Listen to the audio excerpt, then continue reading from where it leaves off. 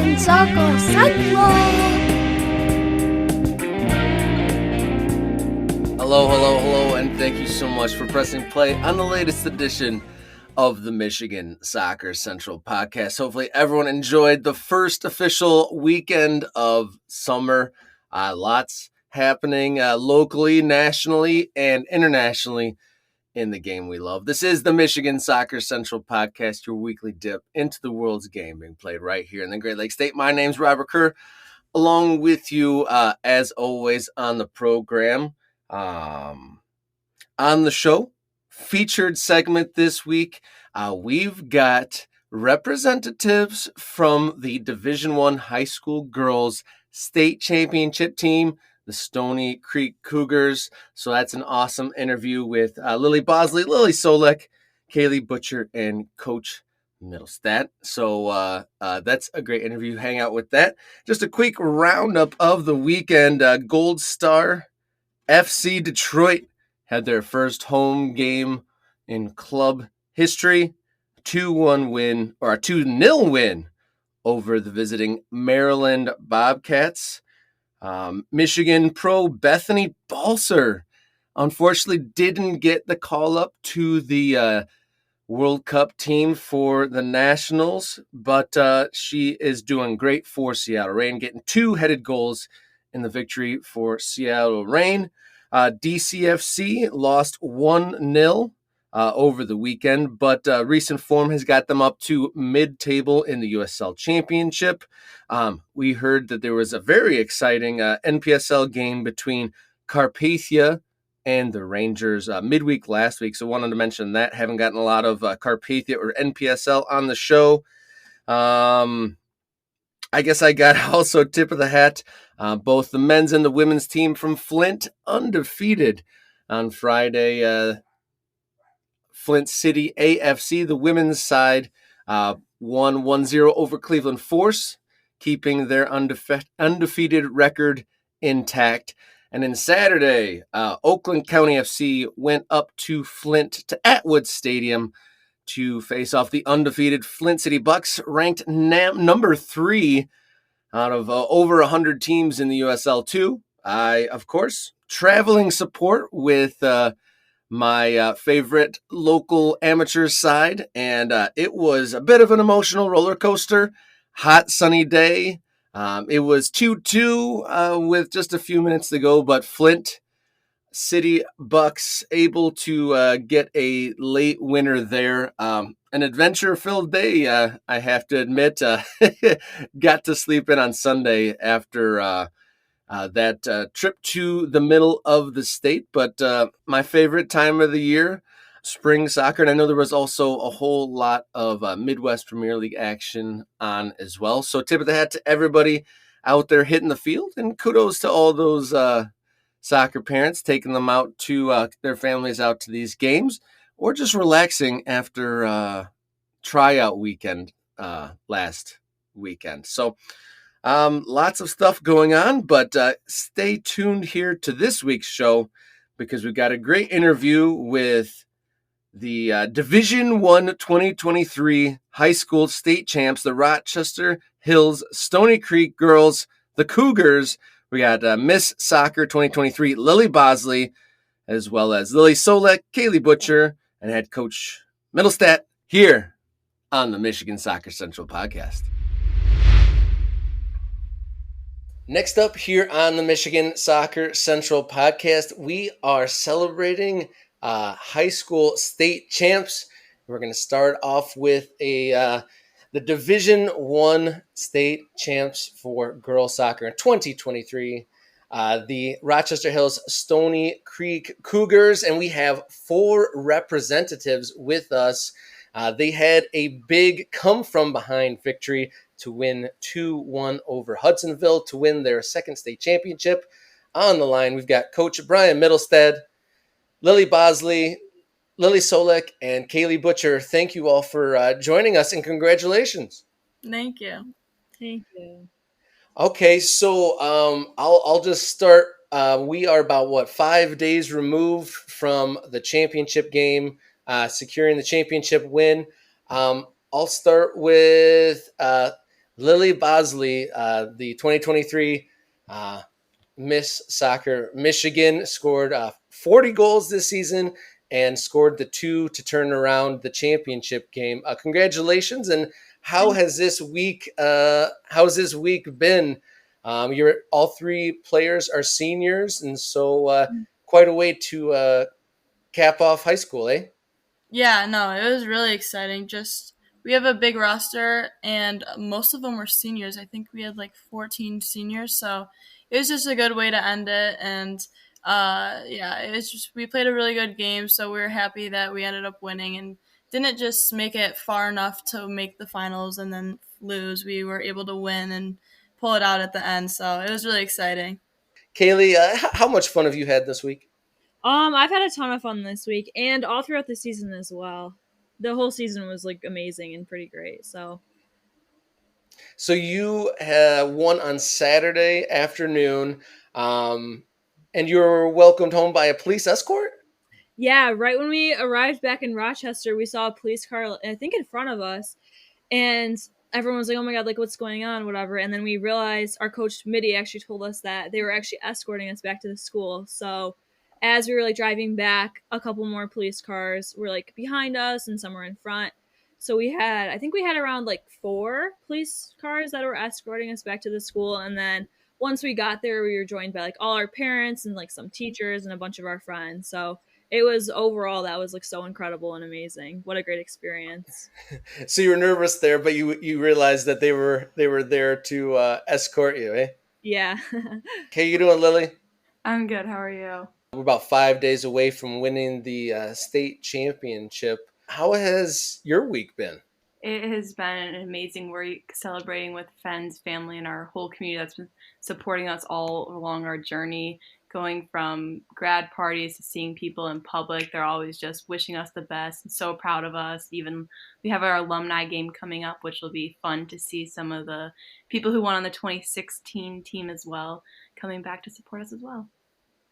Yes, I did see that this was the second state championship win, and the first one was 2016, and you have quite a personal connection to that win as well. To the most that you're comfortable with, describe how that feeling is. I read the article that kind of was like describing how emotional it was and how much your team supported you. Your sister helped win the school's first state championship, 2016, and then you were at the same place 7 years later. If you can articulate, like just kind of that arc of emotion. Yeah, so both of my sister, well, two of my three sisters played in that game, and my sister Emily scored the game-winning goal wearing the jersey number 8, and then afterwards it was retired. I begged Mitty, and he was a little reluctant if I would be able to represent number 8 as well as she did, but it was just such an incredible way to finally put the jersey back into retirement and go out there and win and prove to everyone in our community and to each other that we can do this. Our team is just as good as they were in 2016. And it was really so special just being back there and being able to play for her and all my teammates' support and writing like her initials on our wrists and just playing our hearts out until the very end. Was there ever at a time, because like you had an outstanding record through the season, 26 1-1, but in the playoffs, you guys had some tight games, some overtimes, a shootout. By no means was it a march to the final. Kaeli, would go to you. What was some of the things? I guess what did you ever have a feeling, a team of destiny with having such good teammates, and then kind of that familial connection with Lily and her family? Was ever like a team of destiny feeling, or does it just feel that way now after getting the win? So our team is pretty unique and we have like some outstanding comebacks after we've been down. And I think that started our Troy game against I think Troy Athens or Troy High or Troy Athens, I can't remember which one. We were down by 2 goals and we came back and scored in the second half. And I think like ever since that moment we've just like picked up and consistently been getting better, and just like the chemistry has really been there. And so like you were saying in like the Ike game, we were down by 2, and I remember talking to like everyone after the game. Everyone was like, "Yeah," even the coaches were like, "Yeah, we had like no doubt that we wouldn't come back and score." And then everyone had that similar feeling in the Anchor Bay game, and then in our final championship game. I think everyone also had that feeling where like we knew we were gonna like come back and score. Like we all had that faith in each other, and we all just have that like belief and that strong like desire to win, and then we like pull through in the end, which is truly amazing. Coach Mittelstadt, how were you feeling when there was 8 minutes left on the clock in the championship game and your side was down a goal? Did you feel as calm as they did? It's funny that you say that, and it's the same as Kaeli was saying, and hopefully you can hear me. Is that I still had this feeling, like I said, I had no doubt that in my mind that when we went into the season and the things that we were going through, and the ups and sometimes downs, and I just never did not believe that we were going to have an opportunity to get back in that game, and with real positive moments and good times, and just like I said, I just had all the support for the girls, and I just thought it was going to happen. So yeah, my aunt coached for years, and she said, what was it like that last 10 minutes? And I don't know. It's kind of like I said, I just had this belief that we were going to get back in that game, and good things did happen. So That seems to be a through line. It sounds like all of you on the team and associated with the team had that belief. 14 seniors on the team, incredibly experienced, obviously. And then the three of the players on the call right now seems like have known each other throughout the entire school age lives. Did you girls ever imagine, did you have this goal in mind throughout high school? Like, I want to, senior year, want to win this state championship? I'll go to you, Lilley Bosley. Yeah, so well, we've this year that was honestly we had a list of goals and that was one of our top goals, and we had to kind of like step back and think about it because our top goal is win a state championship, but we're like we can't just like put that as our goal, like win a state championship. We have to have other goals to get there. So I think we took a step back and then we listed like smaller goals like how we want to play and just all that type of stuff. And I think like making those goals really helped us get towards that. And yeah, after losing in the district finals the past 2 years, we knew we were like we have to win this year. It's all or nothing. So I think that really helped.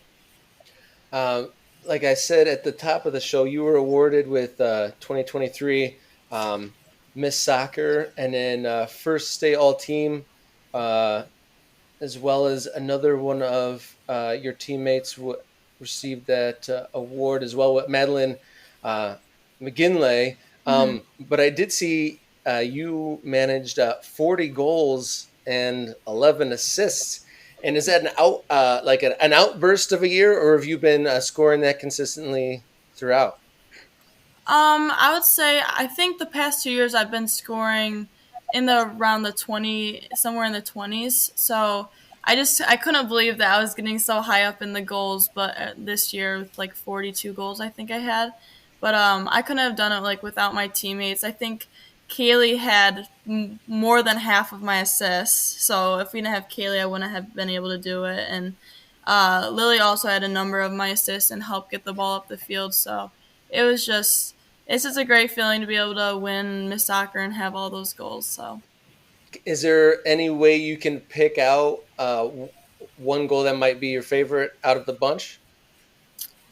I would say obviously the two like goals in the state championship were awesome just because that's the state championship and it was a big deal to score those as in like a 2-1 win. But I would say my favorite two goals were probably I really liked my first goal against Rochester in the district finals because I wasn't feeling the best that past week. I was a little sick, so that was my first like practice and like game back. So and Mitty told me he was like it's gotta be like your flu game, like Jordan's flu game. So I kind of had that in the back of my head, and then I think that was just one of my best goals all around. I like dribbled up the field and it was a left foot shot and it just hit the back of the net. So, and then I also really liked my country day goal just because I don't know. I think I had like 3 girls on me, and I was like watching videos before about trying to get my like shot off quicker, and I think like I focused on that, and that's how we scored. And I think we ended up winning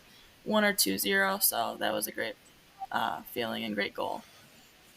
Lily Solek, what were some of the standout moments going in this season and the run into the state championship? What were some of the moments that you'll kind of hold on to? Definitely watching my teammates dump the Gatorade water on Mitty. That was very funny and just such a fun way to celebrate. It was really cool. I scored the first goal of the season. Nice little header off of, I think it was Kaeli's corner. So that was a good way to kick off the year. And then scoring the second goal in district finals to give our team the lead was such a feeling that I'll never forget because I'm a right back. I don't score very often, but when I do, it's versus Rochester, and that was really cool. Junior year, scoring the tying goal in the last 8 seconds because got to beat down our rivals. Yeah, the only time, the only moment, or the only matches without the victory was in division. Just how tough. Actually, before I ask about how tough the division was, Coach Bryan, did they actually surprise you with the Gatorade, or did you see it coming? Oh, they surprised me. And I think they surprised all the reporters as well. So, because I think many of them tried to get out of the way, but I think they got a little piece of it as well. So, Did you say the reporters got splashed? yes, yeah, they got a little drenched themselves as well. So, How, was it ice cold or was it hot in the sun? oh, it was ice cold, but it felt good. So. But yeah, 26 victories, only 1 loss, 1 tie. Both of those like non-wins against teams in the division, direct rivals. The OAA Red. Just can you speak to how difficult that division is? It that was the toughest games throughout, or the only ones where you didn't quite get the victory. Yeah, I mean it's one of the best leagues. With Bloomfield winning the state championship last year, Athens making to the state final the year before that. It's there's a lot of high quality players. Like I said, a lot of coaches have been around for a while, so there's a lot of familiarity with each other and very competitive. We don't play each other twice, which sometimes we kind of wish we did. So if something ever happened, we get that second chance. But I think they were both turning points in our season. I know Kaeli mentioned, like being down against Troy, but both games we kind of had to reflect back, and we saw some weaknesses in our team if we wanted to make a big run, and we made a couple some changes along the way. So it's like I said, some of those setbacks were kind of setups for our game to be developed down the road. So. Kaeli, it sounds like you're the Cougars' assist queen. Were you the one that gave him the idea to splash the coach? No, I actually wasn't even over there, but I all of a sudden I just saw them all. I think it was Maddie and Lauren were just running with the Gatorade. So I pulled my phone. I knew exactly what they were doing, so I pulled my phone out and like was running behind them with the video. And then I was actually kind of surprised that they dumped all the water on Mitty when he was by the reporters, but it just made it that much funnier. The splash heard across Michigan. Yeah. So I understand you're all seniors and you have plans to go to some pretty great colleges. What are all of your plans? I'll go straight back to you, Kaeli. What are your plans for the fall? I'm actually going to University of Michigan, and I don't know exactly what I'm going to major in yet, but my plan is to go pre-med. So I've got that as my path for the fall and throughout college. And then, so does that make all 3 of you? Are you all 3 of you going to Michigan? Mm-hmm. Yes, we are. Yeah. Oh, incredible. So you've known each other since preschool and then kindergarten, and then now you're going to go to higher education together. Yes. Yep. Mm-hmm. And then are you continuing your soccer careers? Yeah, I think Lily Solek and I both plan on playing club soccer at Michigan, and obviously Lily's going to play Big Ten soccer. Yeah, so that's very exciting. So, Lilley Bosley, I'll go full name for clarity's sake. So, University of Michigan.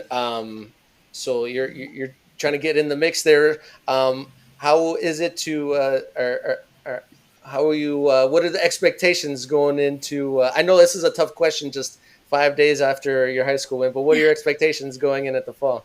Yeah, no, I'm really excited. I actually think I have to leave I leave July 15th, so not too long. But I've had to ramp it up a little bit after high school season, just with the fitness testing around the corner and all that, and just trying to hopefully win a spot to play. And I'm going in as I think as a center back.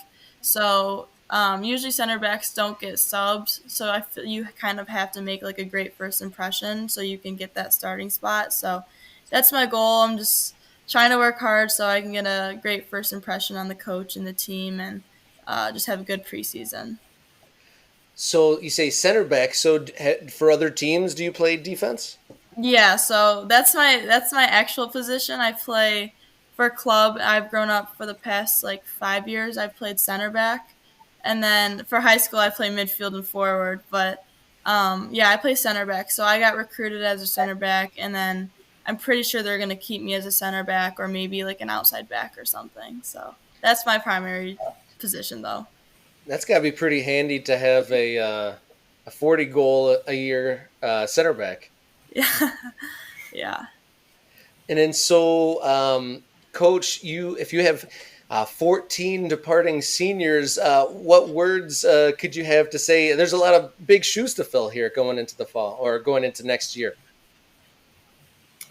Oh yeah, I mean it's kind of like said our the model of Stony Creek is always try to rebuild, and we look at different cycles that come in, but we have a lot of players in the area that are committed to soccer and play in the community, and pursue the game and try to play at the highest level. And so yeah, it's going to be definitely when you lose the defense that we had, you lose the goal scoring that we have, we lose the assist leader that we have. It's going to be a challenge, but we'll put our work to it. So I'm sure between this week's team banquet you had and the many games and training sessions and whatnot you've had, but do you have any further words for this state title Cougar team while we're all here together? Well, I mean, like I said, like I told them at the banquet, I love this team and I love the girls on the team. As far as like I said, what they did for the time they put in, the teamwork that they had, and all the different experiences, adversity they faced. It's just I see good things for them down the road, and I wish them the very best. I think a lot of them they're going to high academics and will do great things in the future. You guys said that you had a police escort, a great welcome in, and a couple grad parties. Any more fun things ahead this summer before college comes knocking? We have our alumni game coming up, which will be fun, and there's been talk all season of throwing Midi into the school pool, so we'll see if that finally happens. It will happen. Yes. Well, congratulations, 2023 Division I winners, Rochester Hills Stony Creek Cougars. Thank you so much for sharing your stories. All the best moving ahead, and thank you so much for joining me here on Michigan Soccer Central. Yeah, thanks for having us. Thank you. Thank you so much.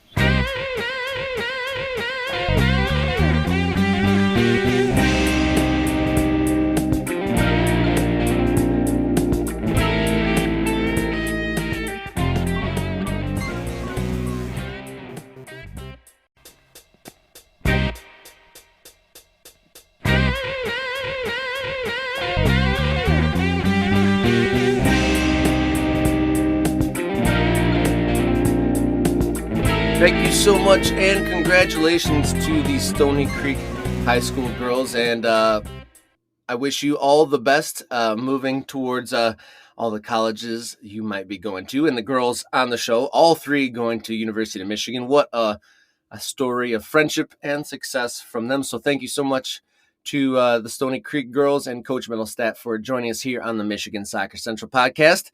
If you want more Michigan soccer, check out the feed, Michigan Soccer Central podcast, or up-to-date news and little tidbits. Check out at MI Soccer Central across all the social medias.